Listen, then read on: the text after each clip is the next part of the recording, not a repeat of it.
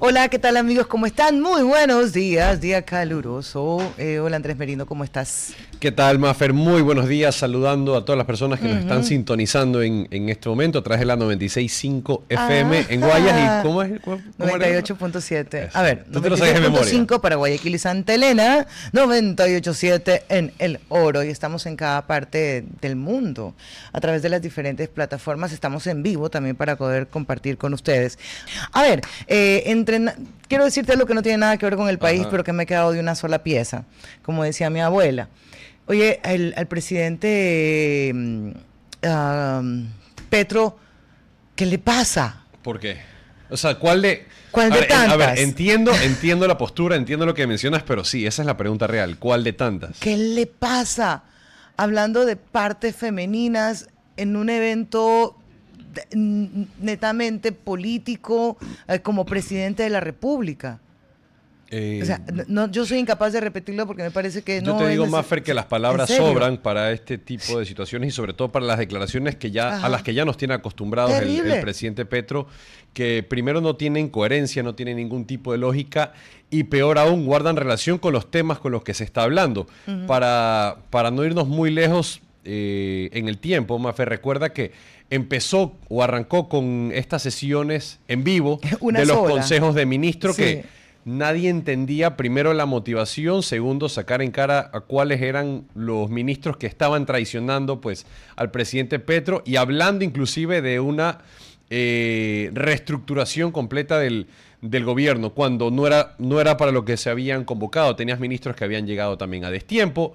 En fin, parecía más un libreto de circo y de Betty la Fea, como muchas personas lo habían dicho, pero que sin un hacerte reír. Sin hacerte reír.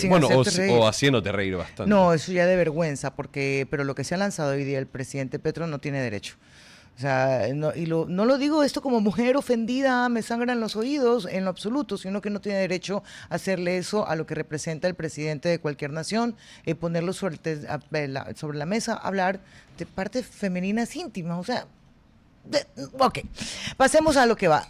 Ayer conversábamos, Andrés, sobre este acuerdo del gobierno nacional, sobre la eliminación del diésel. Jamás estaré de acuerdo con aquellos que están deseando que el gobierno se caiga y que existan paralizaciones y que el país se incendie. No, yo no quiero eso para el Ecuador, pero lo que sí quiero es claridad, seguramente como tú también, Andrés.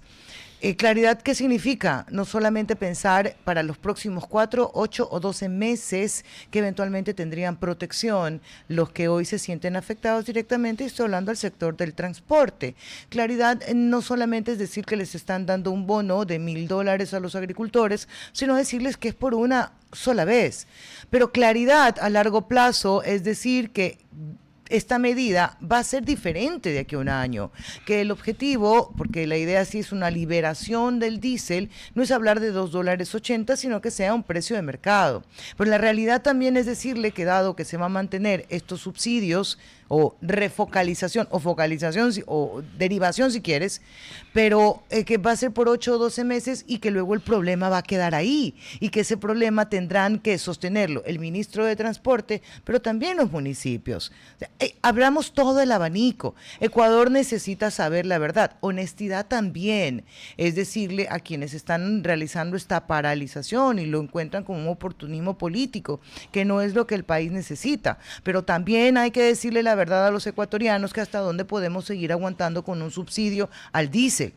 Y aquí, Mafer, es cuando viene el famoso dicho, el diablo está en los detalles, ¿no? Cuando se habla de las compensaciones, se habla de esta focalización de subsidio y del resto también de beneficios y otros anuncios que hizo el gobierno nacional para compensar en parte la subida del diésel, que va a repercutir directamente en una subida de costos, tanto en subida de pasaje, transporte, entre muchas otras cosas.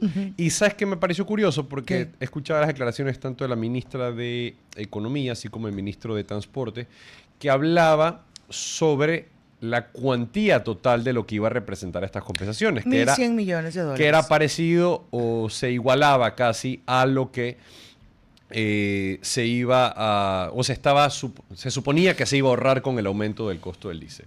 Y las personas, ¿qué es lo que aducían? Bueno, ¿qué sentido tiene realmente dar estas compensaciones? Y aquí entra lo que acabas de mencionar, es la temporalidad que van a tener este tipo de compensación. Eso uno, pero también es muy diferente, cosa que todavía no tengo el valor y creo que nadie lo sabe exactamente, cuánto yo prefiero dárselo a las personas que realmente lo necesitan, que no necesariamente son los transportistas, y no darlo para lo que incautaron ayer, 1 millón de litros de combustible que iban directamente para el narcotráfico. Incluso manteniendo el subsidio solamente por 1 año, justifico que se dé el mismo valor, pero no necesariamente como lo está haciendo el gobierno, sí con el fin social.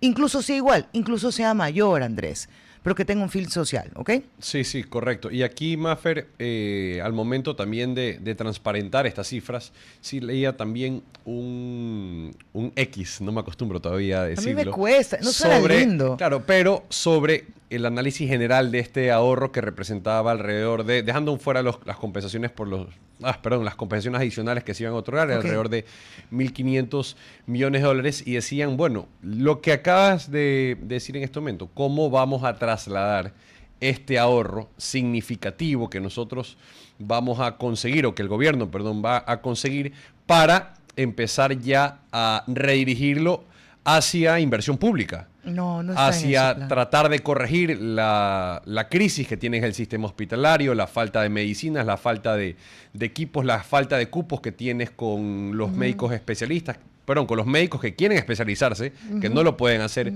en este momento, o si realmente esto va a estar redirigido hacia otros fines, que políticamente hablando nunca se lo va a decir y tampoco lo van a transmitir de esa forma. Que es donde yo encuentro el verdadero problema. Y no me quiero quedar en lo que el gobierno, el presidente como candidato ofreció en las 2 campañas. Ya, doblemos la página, que es importante, sí, porque nunca se justificó el por qué hoy doy un giro. Antes no... Claro, que no conocía las cifras en el 2023. No, eso dijo la ministra de Economía. Sí, pero la ministra de Economía se olvidó que en el 2025 ofreció lo mismo. Claro. Y hay videos sobre eso. Entonces decirle, oye, la situación ha cambiado. ¿Por qué no nos dicen la verdad? Si es que esto tiene que ver con el Fondo Monetario Internacional, hoy estamos tan hundidos en Ecuador que necesitamos permanentemente tomar crédito, y la única forma de cumplirlo es de la siguiente manera. Esto es lo que va a pasar en el Ecuador. Me molesta que no nos digan la verdad de forma general, en campaña y en plena acción. Ejemplo, yo escuchaba al ministro Luque, y ojalá tengamos una entrevista con él, con quien tengo toda la apertura, y él también con este medio de comunicación, pero obvio para ser críticos.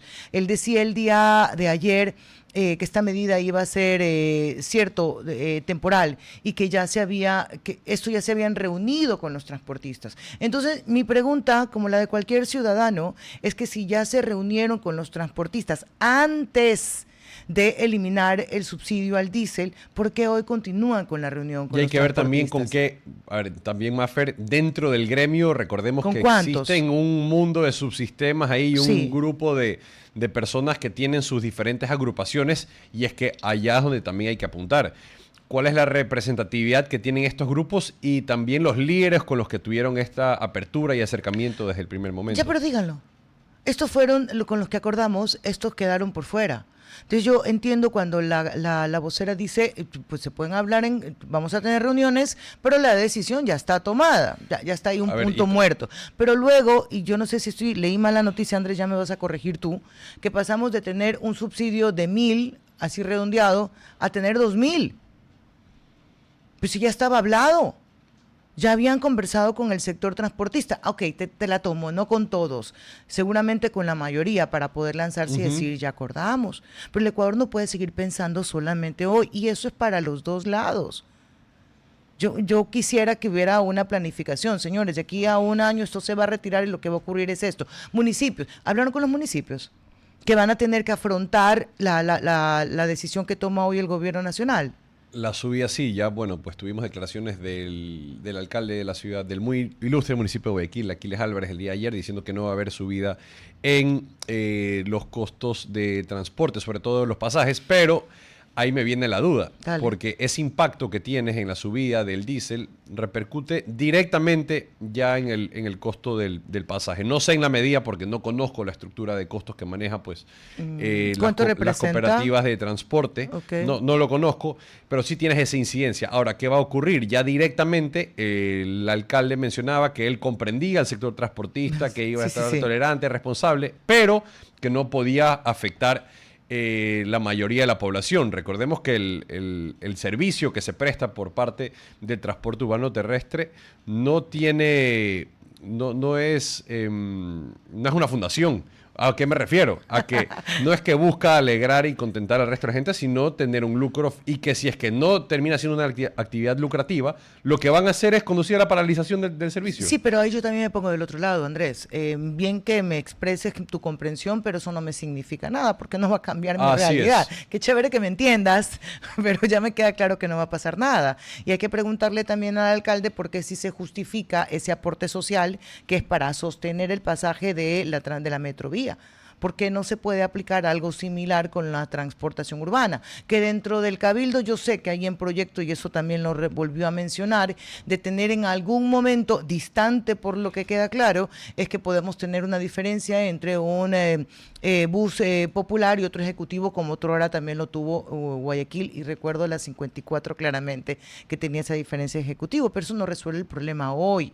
Y los planes para que realmente cambie el Ecuador debemos ser programados, eso tiene que ser planificado. Ahora, yo te digo, Mafer, puede sonar también bastante fácil lo que estamos diciendo aquí desde la radio. ¿En qué sentido? En el sentido de llegar al consenso sobre el aumento de la eliminación del subsidio al diésel.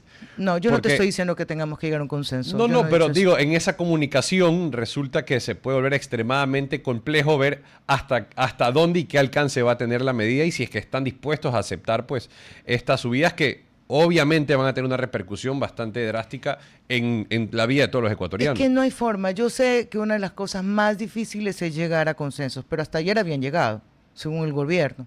Estaba consensuada, estaba la decisión clarísima. Lo que yo pido es verdad y programación.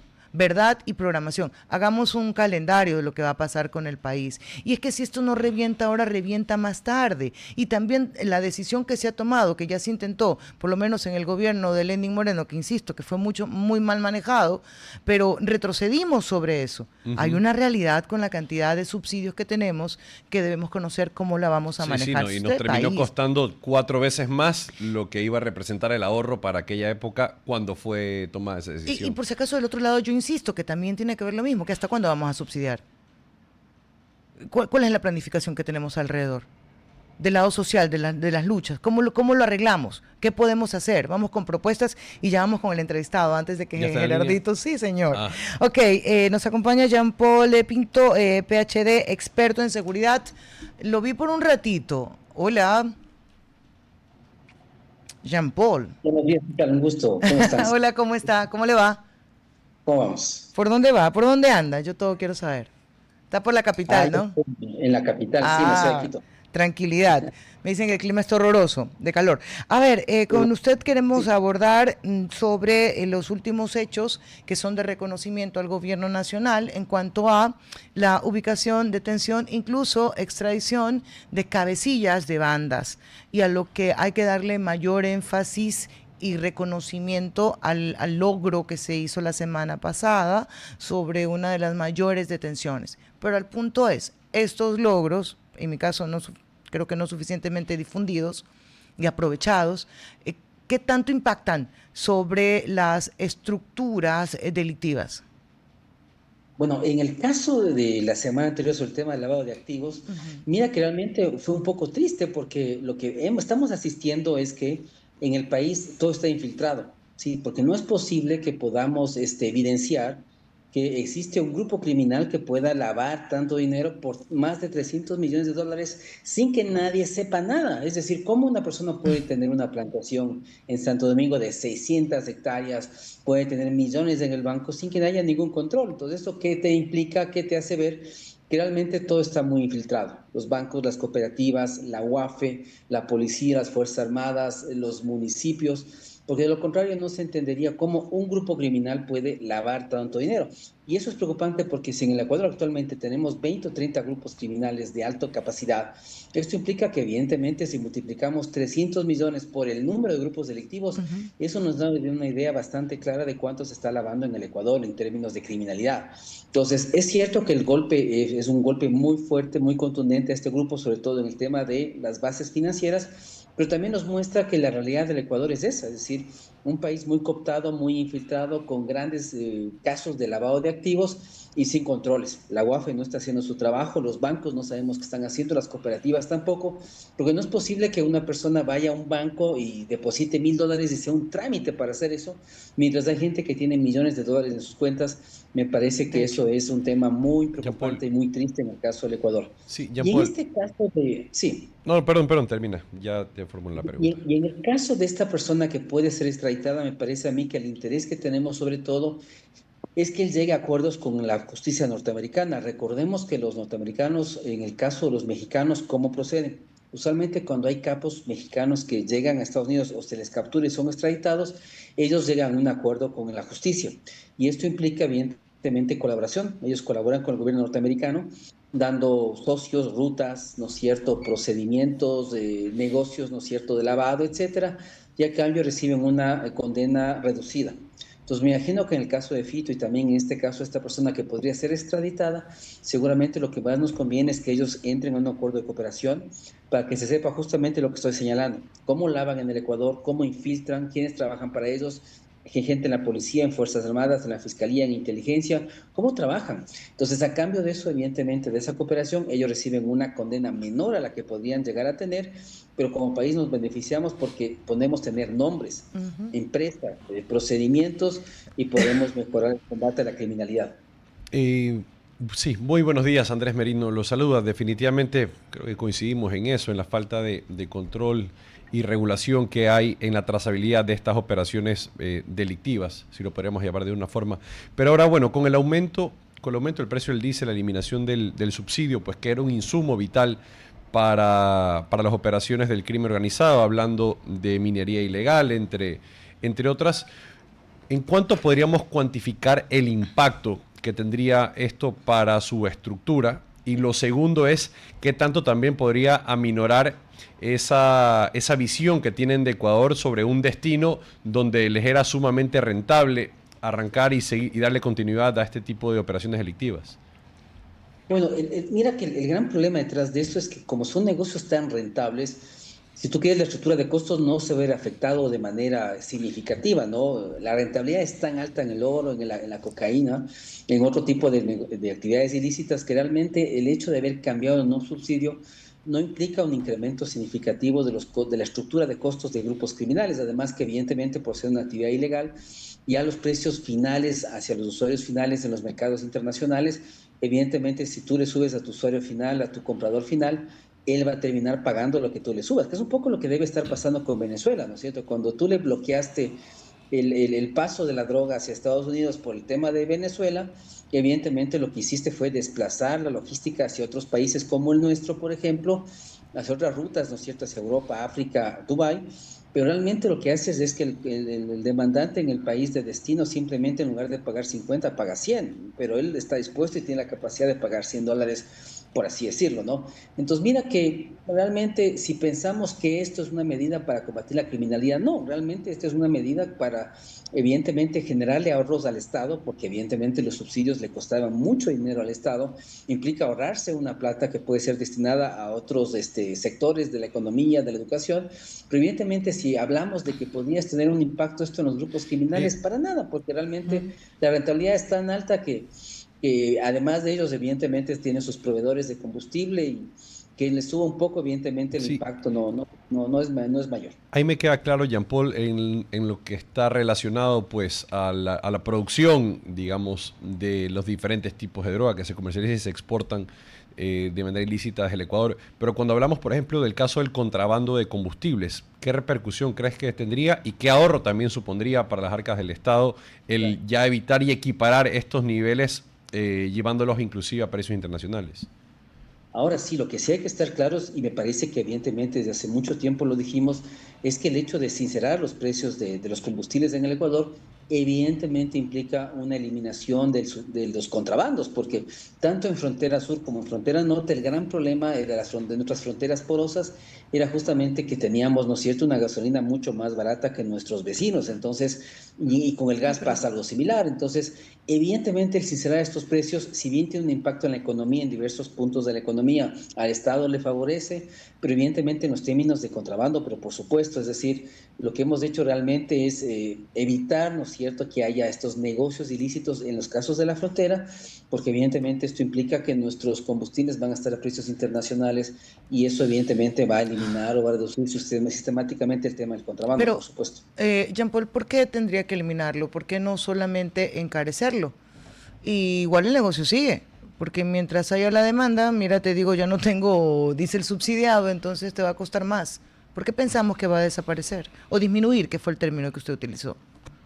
Usted es lo que digo, ¿no es cierto? Cuando nosotros tenemos una gasolina más barata que la de nuestros vecinos, evidentemente eso implicaba, ¿no es cierto? Igual que en el gas, o sea, implicaba que haya grupos evidentemente organizados que lo que hacían era justamente proveerse de gasolinas en las zonas de frontera. Por eso es que en algún momento se hizo todo un plan en las fronteras para que no haya empresas privadas en frontera que distribuyan los combustibles, porque evidentemente lo que pasaba es que nuestros vecinos llegaban acá y se podían proveer de forma mucho más barata. Entonces, por eso se hizo toda una estrategia para evitar ese tipo de posibilidades.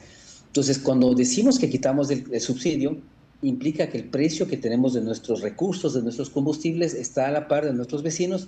Entonces, ya al colombiano, al peruano, etcétera, ya no le conviene ni le resulta atractivo, ¿no es cierto?, venir a comprar acá al Ecuador. Simplemente lo que hace es proveerse localmente, pero ya el Ecuador no se vuelve un destino interesante para hacer un contrabando de combustibles. Ok, entonces acordamos que se puede, de hecho se elimina el contrabando de combustible, pero no el objetivo final, que es quitar el estímulo a la producción de droga. No, porque como digo, el negocio ilícito es tan rentable, es lo que te digo, no un Sí, cartel pues. de drogas, por darte un dato, ¿no es cierto? En el libro, ponte de Anabel Hernández, cuando él señala un poco el diario de un traidor, que es el hijo del Mayo Zambada, el Mayo Zambada señalaba que al menos de ellos generaban de utilidad como 100 millones de dólares mensuales. Imagínate. Para ellos que le quites un subsidio no representa nada. Mira Mm, que he puesto a Maduro 50 millones por la cabeza de él para el cartel de los soles, es lo que hacen en 15 días, ¿no? O sea, no resulta atractivo entregarle a Maduro por lo que ellos generan durante 15 días de trabajo, es decir, no es significativo. ok, nos queda clarísimo. Jean-Paul, gracias por haber estado con nosotros. Nos seguimos en una próxima oportunidad. Buen día, lindo Quito. Listo, gracias igual por la invitación, un saludo muy fraterno a la ciudad de Guayaquil y a la gente que nos escucha, gracias. A usted, gracias. Gracias. 11:28, ya camino a 11:29. ¿Qué está pasando en Cuenca? Lo han llamado el Quinto Río. Es un río de manifestantes. Me gustan esas marchas. Algunos dicen que está politizado. Yo lo siento que no. Yo así no lo percibo. No sé tú, Andrés. Eh, Sabes que dentro de todo, politización siempre va a haber, pero creo que eso... Partidización, ya Ajá, déjame sí, hablarlo mejor. pero considero que en su mayoría sí ha sido una iniciativa totalmente ciudadana que hábilmente, pues ciertos grupos políticos qué han manerita. querido apadrinarlos, pero se ve que dentro de todo se ve que dentro de todo la finalidad que tienen, pues es prohibir un proyecto, o tienen como foco último el prohibir un proyecto que presuntamente pues dañaría una de las fuentes hídricas más importantes de la provincia de La Suay. Sí, igual se queda abierta esta discusión técnico-jurídica entre el gobierno central y los dos gobiernos seccionales. Refiero a la prefectura y a la alcaldía, un pedido de la presidencia que presenten los informes técnicos. Entiendo que Etapa ya lo hizo en su momento y también en la Asamblea Nacional. Y ahí en una burbujita que en cualquier momento se pincha, lo que es, si no pasa es culpa tuya. Entiendo que jurídicamente no cabe. Si esto hubiera una demanda internacional, le toca al gobierno central Correcto. tomar, o sea, hacer la defensa, y también al procurador del Estado. Sí, Pero lo que te decía, hasta aquí una marcha tranquila, aunque solo como dato, también Azuay está incluida dentro de las ciudades que hoy tienen estado de excepción. Tienes Carchi, Imbabura, Cotopaxi, Santo Domingo, Bolívar, Azuay y Pichincha. Nuevo estado de excepción decretado el día de hoy por conflicto interno. bueno, Por y habrá grave conmoción habrá interna. también que hacerle seguimiento más para cuáles son estos pequeños focos de movilización y cierre de vías que se están dando a nivel nacional, sobre todo en la provincia de Pichincha y Carchi, ¿no? Que es de donde tenemos... En Quito algo también. Ya nos vamos a ir a la pausa, pero antes solo los dejo enunciado para que luego no se me olvide. Las respuestas de alcaldes, qué pasa con la CONAIE Ya vimos los cierres, la SHIR y lo de la Corte Constitucional, que quiero que tú me lo comentes. Que eso va a estar buenazo. Ya regresamos acá en el cuarto piso. RTP 965, a la conquista del mundo digital. Presenta sus nuevas instalaciones y tecnología de vanguardia. Renovamos nuestro compromiso de seguir brindando contenido útil y de la más alta calidad. Programas de opinión con referentes de la comunicación. Noticias para contar todo lo que está pasando en todo momento. Una variedad de segmentos con lo que necesitas saber. Y asociaciones internacionales estratégicas. Todo para mantener a nuestra audiencia y seguidores siempre bien informados. Siempre en RTP.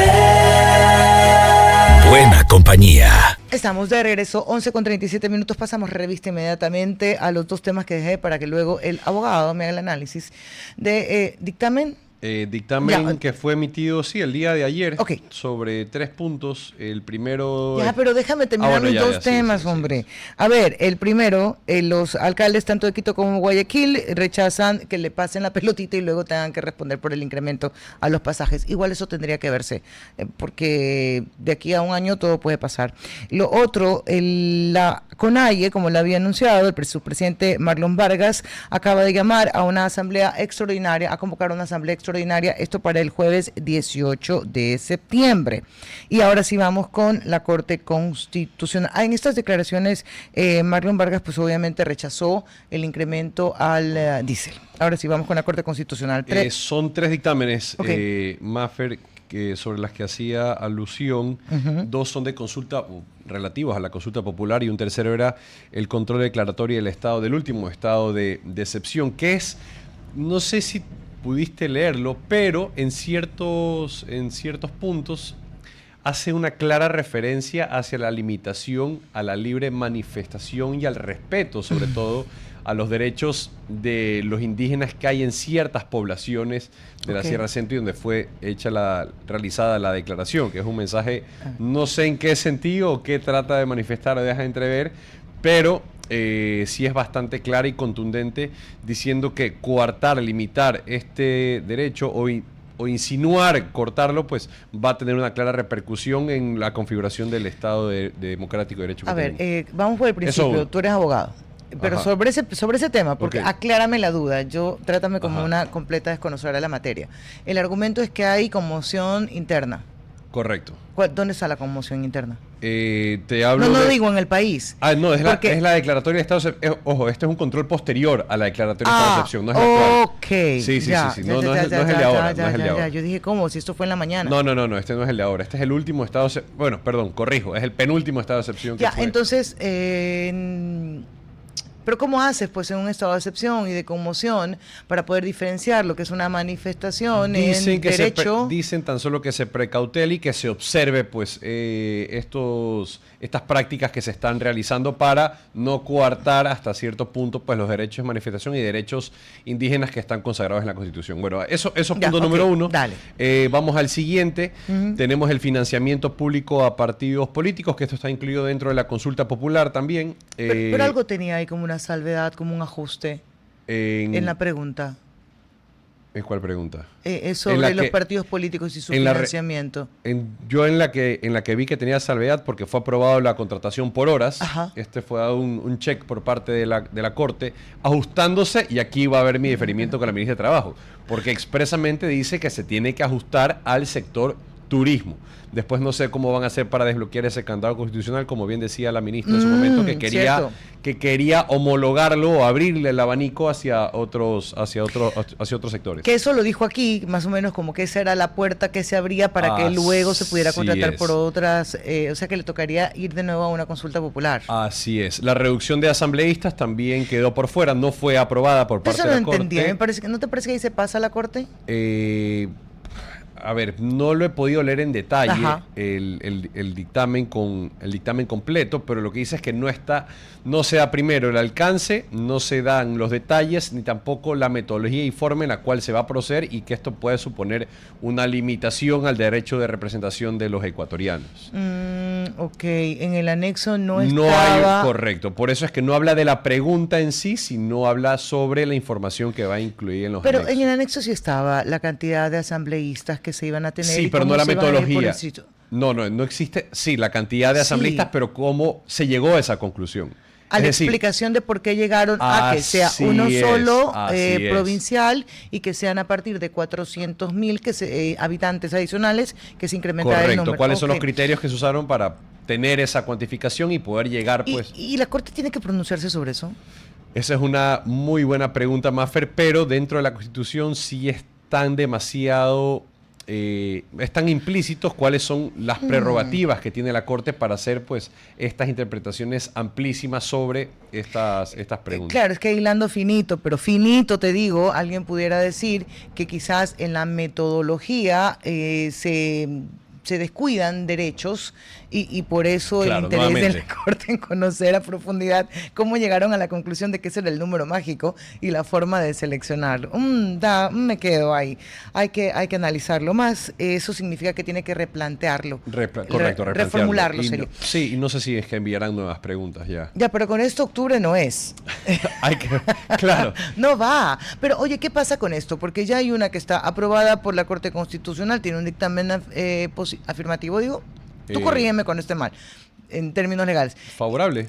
Gracias. Ajá. Favorable, y los plazos corren pues para el Consejo Nacional Electoral. No vaya a ser que nos va a tocar ir 3.000 veces a una consulta popular. Claro, lo que no sé si es que también dentro de las facultades que tiene el presidente de la República será la de Ya no quiero. pausar, suspender, claro, la consulta. Ok, el abogado Mauricio Murillo Ordóñez nos acompaña, síndico de la Cámara Nacional de Minería. Conversaremos sobre esa reversión del registro catastral de la minería concesionaria de Quinzacocha. Por cierto, bienvenido, gracias por acompañarnos. Solo para poner en conocimiento a los oyentes, hace unos 4 días, puede ser un poco más, usted me corregirá, el alcalde Zamora se refería a esto e incluso responsabilizaba al exalcalde Palacios por haber extendido este catastro y haber propiciado, digamos, el problema en el que se encuentran justamente ahora. Le doy la bienvenida al cuarto piso. Buenos días. ¿Cómo están? Buenos días. Sí, específicamente es sobre el proyecto minero de la compañía Dundee Precious Metals, de la concesión minera que se ubica de la cercanía del parque de las fuentes de agua de Quinzacocha. Sí, efectivamente, con el alcalde Palacios no hubo tal llamado a los movimientos sociales para defender el agua frente a este proyecto minero que se pretende explotar en aquella fuente o reserva de agua o en la cercanía de la fuente o reserva de agua. Y también le han puesto en la lupa sobre la licencia ambiental que ha sido concedida por el Estado ecuatoriano ahora en el mes de junio, si mal no recuerdo, de este año 2025, ¿no? Y los cuencanos se han agrupado para defender posibles afectaciones ambientales de llevarse a cabo a efecto aquel proyecto minero de explotación de minerales metálicos en esa zona de la provincia de La Suay. Abogado, muy buenos días. Andrés Merino lo saluda. Sobre este proyecto minero, y una vez que se han tomado las decisiones que ya fueron dadas por parte del Ministerio de Ambiente, entiendo que se revocó la licencia ambiental otorgada, ¿cuál es el estatus jurídico en el cual quedaría pues la empresa minera al momento de querer realizar una explotación con una concesión que entiendo que ya fue otorgada y que ya no la puede realizar? ¿Cuáles son los recursos o qué instancias adicionales tiene para poder revertir esto en caso de que se pueda?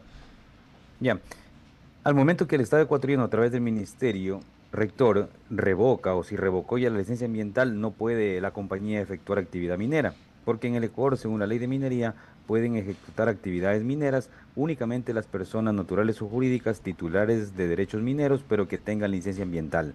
Porque toda actividad humana en exploración o explotación minera se entiende que va a causar un perjuicio o un daño ambiental, y por ende necesita una licencia ambiental para que le permita causar ese daño y también su reparación integral. por el momento no podría realizar ningún tipo de inversión de exploración minera. Eso nos lleva a un eventual problema jurídico-económico, porque pudiera hablar de un lucro cesante también. ¿Cómo se manejan en este momento ustedes con la posición del gobierno central, con las posiciones que tienen el gobierno seccional y además una presión social? Solo si ve una presión social, no estoy calificándola de negativa, sino solamente viendo hoy las imágenes de esta marcha y de este rechazo al proyecto minero. Sí, yo como representante y una persona dedicada a más de 20 años al sector minero, efectivamente, cuando un proyecto minero se paraliza, se pierde mucho. Ujú. Se pierde mucho en ingresos fiscales y en generación de empleo.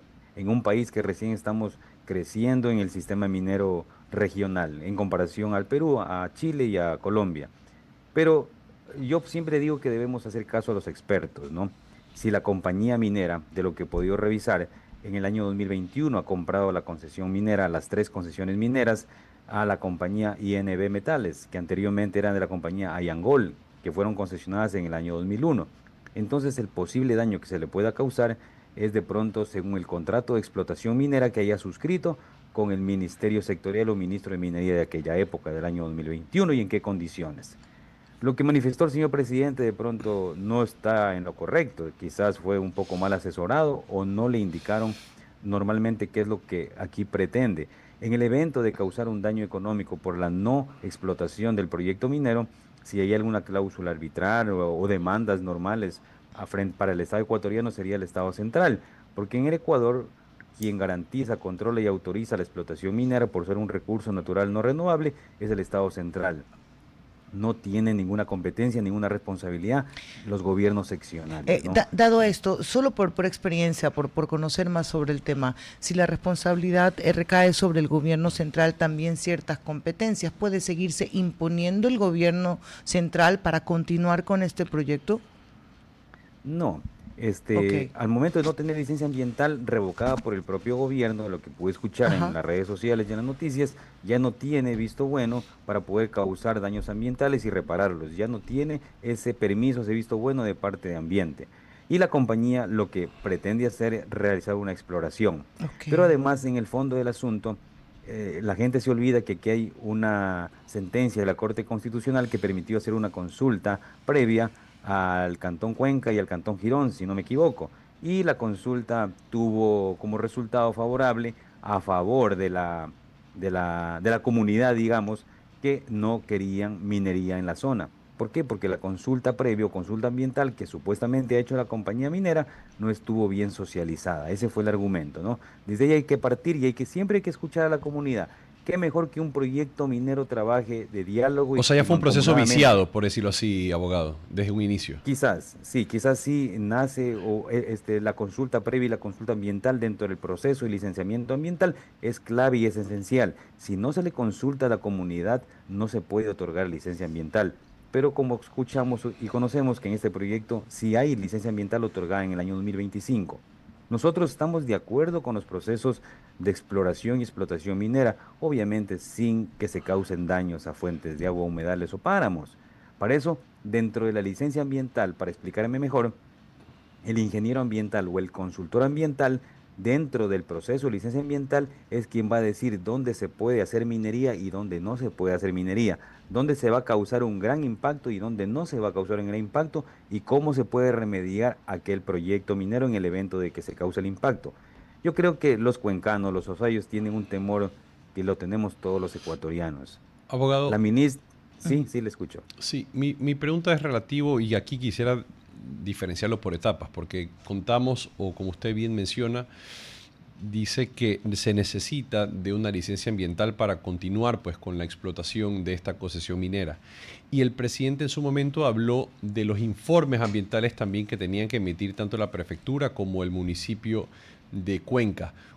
¿Qué relación tienen o tendrían estos informes, o si es que más que nada termina siendo una declaración política respecto a un proceso administrativo que es ajeno a las competencias tanto de la alcaldía como de la prefectura? Claro.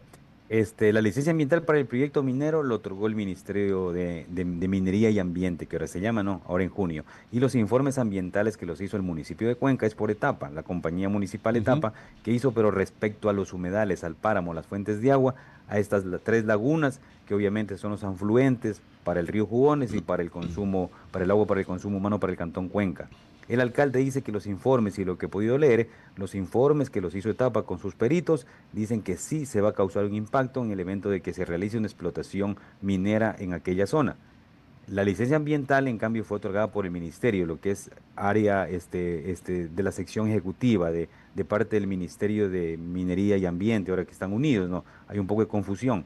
Entonces, al chocar o al no contrastarse de buena forma estos dos mecanismos ambientales, por un lado la licencia ambiental y por otro lado los informes ambientales de Etapa, yo creo que el presidente decidió y lo dijo en la prensa que no iba más el proyecto, que no va a ir y que él no autoriza y que será responsable la prefectura en el evento de que la compañía demande al Estado ecuatoriano. Eso, en eso creo que estamos en la actualidad y por lo tanto la compañía minera no podría realizar ningún tipo de exploración o explotación mientras no tenga la licencia ambiental debidamente aprobada por el ministerio. Y esto, abogado, bajo su expertise y el conocimiento que tiene en materia minera, ¿qué repercusiones va a tener sobre todo en futuros proyectos mineros que tengan como objetivo eso, la exploración? Porque van a estar condicionados a que de una manera arbitraria, si se lo puede llamar de alguna forma, se revoque una licencia que ya fue otorgada en su momento. Claro, claro.